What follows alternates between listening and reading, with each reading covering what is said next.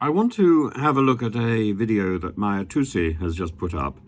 And as ever, of course, I very much enjoy Mayhar's YouTube contributions. I disagree with a lot of what he says, but I like the way he does it.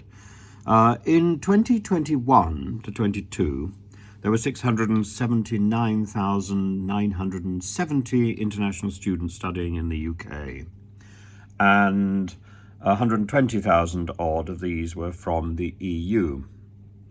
In the year ending in 2022, there were 463 study visas granted, so slightly less.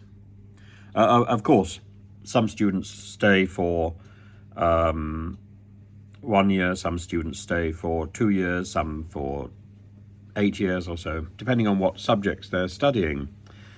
And the government now plans, or the cabinet now plans, to put a cap of 600,000 students. I don't know whether that's 600,000 visas granted each year or 600,000 students total, foreign students total, who are in the UK.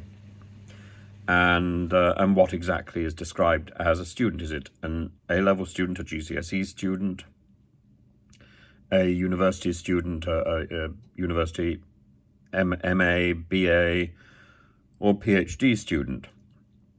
And it's a little bit unclear. What is clear, and something that Mrs. May exploited during her time as Home Secretary, is that these people are very well documented, and if the Home Office wants to gerrymander its own statistics, then it targets students because they're easily bumped out of the country. They will come back, and it looks as if the Home Office is doing something. It's extremely unfair, it's extremely unpleasant, and it takes up a lot of time. Of course, it generates a certain amount of money for those lawyers who specialize in visas. It's not only the Home Office that exploits students. Schools, colleges, universities are also doing the same thing. I know of many cases where schools have taken a visa deposit without even having any intention of processing the application. And my goodness, it's hard to get that visa back. Those schools know exactly who I'm talking about. And colleges who take someone for a year's course, the visa is delayed, they finally end up getting into the country with, let's say, 1.5 terms to go, and yet they're still charged for the entire course. This is scurrilous behaviour, but it's predicated on the example of the Home Office itself. The whole thing is a bit of a scam. And I went to see my MP at the time, Andrea Leadsom. I was then directed to Mrs. May.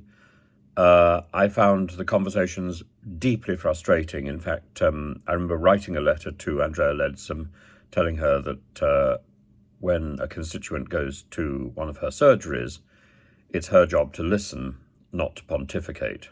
I wasn't really able to get a word in edgeways, and she bombarded me with statistics about how students were doing so well, foreign students were doing so well in the UK, and that wasn't the issue. So Mayhar Tousi is concerned that by increasing the number of students, the government is effectively increasing migration into the UK. This is economic migration, and he's also concerned that students who come here will not go back to their home. And that's an interesting issue. Let's see exactly what he says. So she said, Keegan, I'm hugely proud that we are welcoming more than 600,000 international students every year. International education is popular. Of course it is. It makes us all richer. Oh, really, it's all about money, isn't it?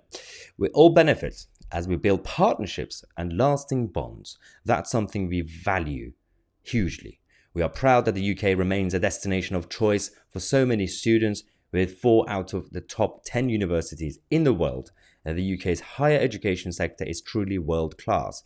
In fact, 55 current world leaders were educated right here in the UK. So we are basically training up dictators.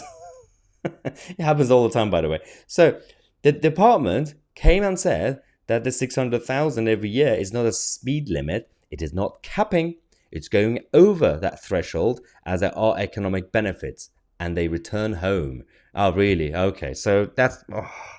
No, they don't. That's also a big issue. And if they do, then they use it against us. And I'm not just I know I'm generalizing all foreign students, but we've seen what happened in the past. Net migration is forecast to hit a record high of 700,000, nearly 3 times the pre-Brexit level. What's interesting, of course, is that 679,000 in 2021 to 2022 were all students.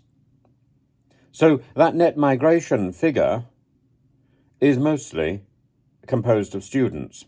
Now, Maya has said that that this net migration figure of 600,000 is increasing. No, actually, it's decreasing. It's decreasing from 21 to 22. It's increasing from the present figure of 22. But does this put pressure on Rishi Sunak? Well, Suella Braverman is on one side of the scales, and Hunt and Sunak seem to be on the other. So Sunak's approach is that he wants to decrease the number of illegal migrants, i.e. people coming to the UK in boats, and increase the number of legal migrants, people who are coming here for a short period of time to study. I think if he's going to have students, and if he's going to target students, then he needs to do better than Mrs. May. Mrs. May's idea was that the moment students have finished their study, they must leave. But of course, we are educating students to work in the British environment. So Maya is quite right. Either they're going to try and stay, or they're going to leave and resent us. Yes, if we fleece somebody of all their money, both by making them pay exorbitant fees for visas and by charging them super fees because they're foreign students while they're studying here, and then throw them out the moment that study is over, of course they're going to resent us, or actually throw them out while they're in the process of studying, so their study goes badly wrong. I've seen that so many times. We actually need a more structured and long-term education visa, which will allow students to stay in the UK beyond the time of their study, to contribute to our tax system, to work in our country, and then they will all go back eventually because they want to take their knowledge back to the country where they came from. They don't want to live here permanently. It's very unusual for a student to come here and actually want to live here on a permanent basis. It happens.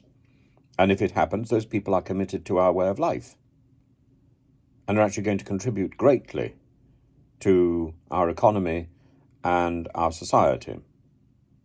But what we don't want, surely, is this form of easy diplomacy to work against us.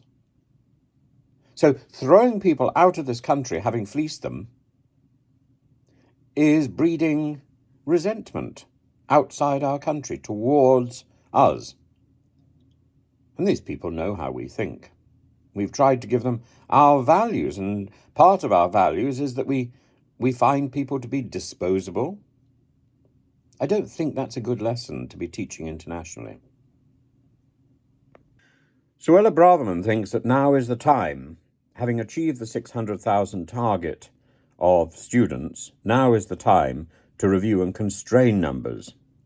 And she wants to restrict the number of student visas and those students who come here with dependents and on the 2-year graduate visa, which allows foreign students to have who've completed their courses to remain in the UK without any restrictions, even if they're not in work. Well, I think we need to extend that graduate visa. I think we need to ensure, number one, that people who are here on that graduate visa can find work.